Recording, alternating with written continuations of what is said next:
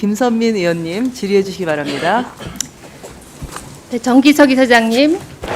네, 예, 건강보험공단은 국가별 재정 수지 시스템을 고도화하고 그에 따라서 2017년에서 23년까지의 재정 수지를 점검하셨습니다. 그리고 그 결과를 올해 초에 발표하셨죠? 네, 네, 그 점검 결과 놀라운 사실이 밝혀졌습니다. 낸 보험료보다 더 많이 급여를 받고 있다라고 알려진 중국의 경우 건보 재정 수지는 2020년 원래 239억 적자인 것으로 알려졌지만 점검 이후 오히려 365억 흑자인 것으로 나타났습니다. 무려 604억 원이나 오류가 난 것입니다.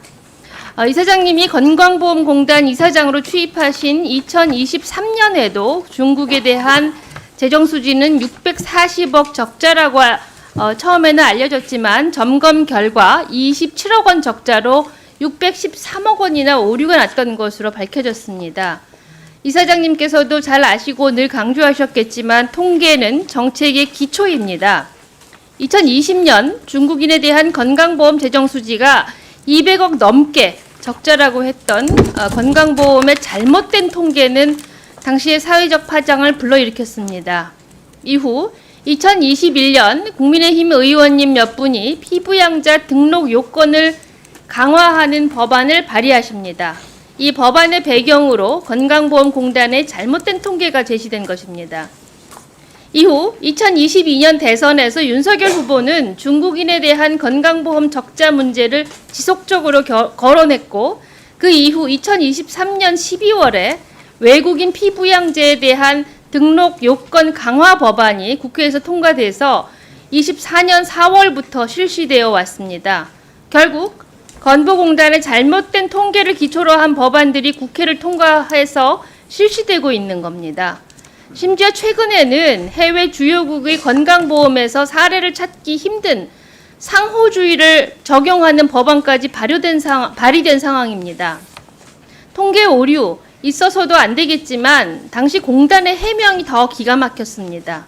언론 기사에 따르면 건보공단은 이번 통계 오류의 원인으로 대규모 세대 교체를 지목했습니다. 다시 말하면 이번 통계 사고는 젊은 직원들이 업무가 미숙해서 발생했다는 말씀인데 동네 구멍가게도 아니고 건보공단은 직원들이 계산기 두들겨서 통계를 냈습니까?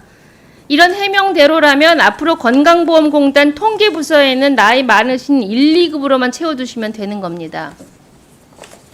그리고 이사장님은 2022년 대선 당시 윤석열 캠프 코로나 대응 특보를 맡으시면서 문재인 정부는 비과학적인 방역이라 하시면서 윤석열 정부에서는 통계 중심의 과학적 방역을 하겠다고 하셨습니다.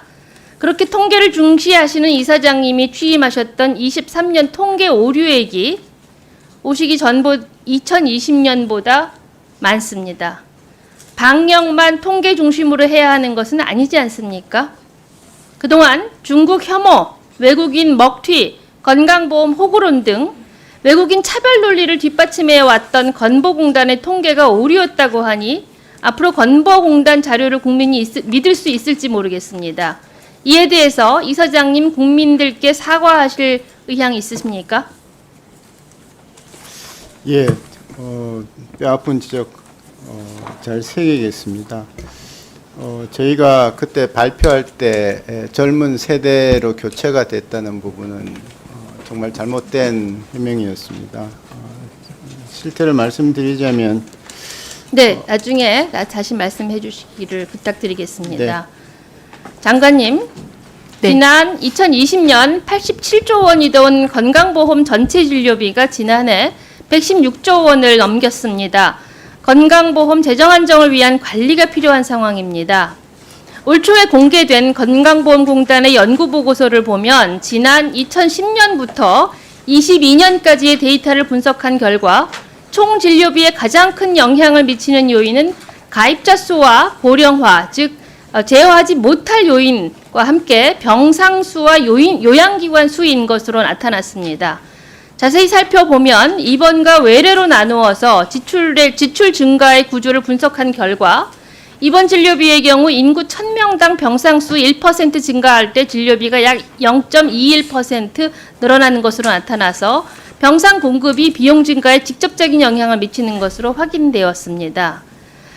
즉 병상은 일단 만들어지면 채워지게 된다는 의료계의 속설을 증명해 준 것입니다. 외래 진료비의 경우 인구 10만 명당 의원급 등 의료기관 수가 1% 많아질수록 외래 진료비는 약 1.64% 급증하는 것으로 나타났습니다. 즉 동네 의원이 늘면서 환자들의 의료 접근성은 높아졌지만 이것이 전체 의료비 상승으로 이어진다는 것을 확인했습니다.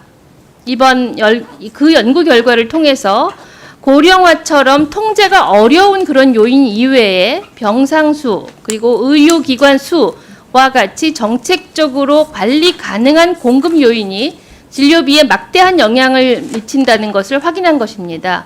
이와 관련해서 현재 우리의 의료 상황을 보면 2018년 대비 25년 1분기 전체 병상 수는 감소했지만 상급종합병원과 종합병원에서는 증가하고 있었습니다.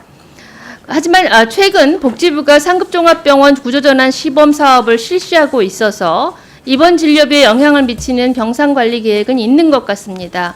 반면 같은 기간 동안 외래 진료비 증가에 영향을 미치는 의원급 의료기관은 5천여 개나 증가를 했습니다.